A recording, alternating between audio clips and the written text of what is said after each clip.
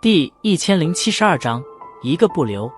冰鹤脸色煞白，身体不敢有着丝毫的动弹。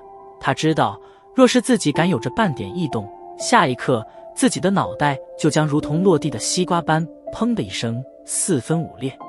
身体保持着刚要爬起来的姿势，冰鹤咽了一口唾沫，然后身体悄悄地后移了一点，声音嘶哑的道：“你若是杀了我，这丹狱必将无你藏身之所。”萧炎居高临下的俯视着脸色煞白的冰鹤，却是淡淡一笑，道：“既然我会出手，那自然就不惧你那什么冰河谷。”哼，好狂的口气！